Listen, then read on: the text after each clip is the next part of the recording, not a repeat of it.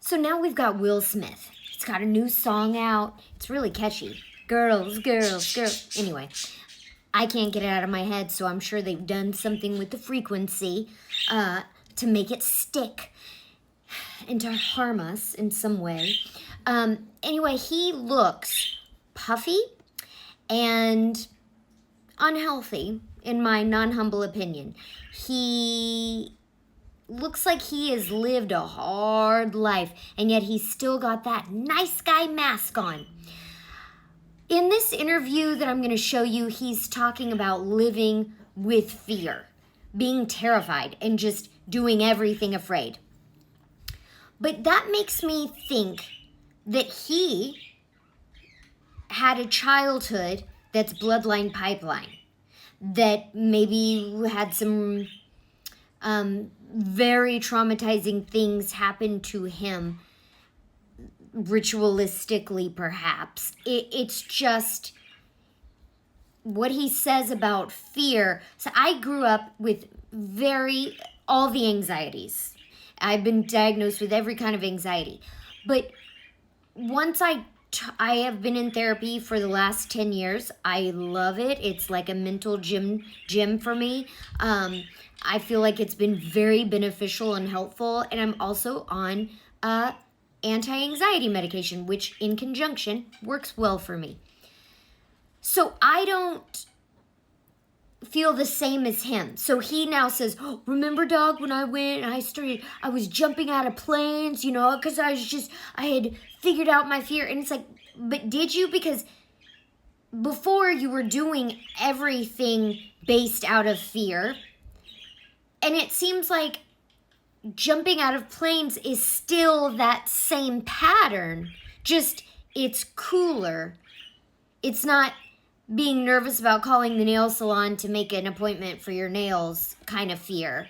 It's more of, but you're still putting yourself in fearful situations to help yourself feel alive.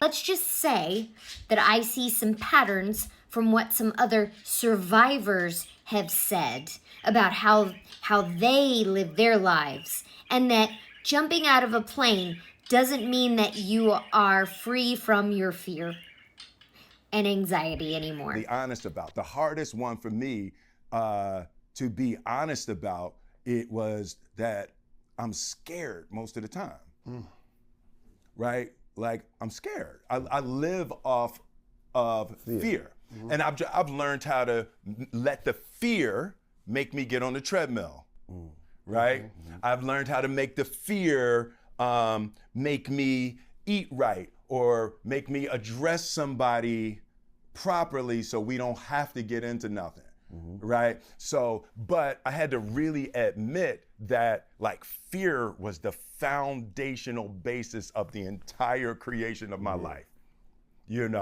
I was scared most of the time. And that was based on my childhood, it was like, I was always the smallest one, so I couldn't really fight, so I would get bullied, and my father beat up my mom in front of me, and I didn't do nothing, and it just, it just, in a fear. Yeah, it built in, a damn near a PTSD, right. Fear reaction, right? So it's like, once I admitted to myself that I'm scared, and then started leaning into it. And I don't know if you noticed, probably about 5 years ago when I started doing all kinds of crazy shit, jumping out of helicopters over the Grand Canyon, swimming with sharks and all of that. Crazy, it was like, just because he's leaning into being scared now and then doing things that really jazz him up and scare him even more, like swimming with sharks, which he does on the daily living in Hollywood, that doesn't mean that you've conquered being scared. And the fact that he says he was scared, that he is scared his entire life. Scared is a very interesting word to be used there. And then can we talk about the guy with the dumb hat? What are you doing, bro? Like, and we're supposed to think You know what? This was such a deep and wonderful conversation. Wow, I learned so much about Will Smith being scared of everything.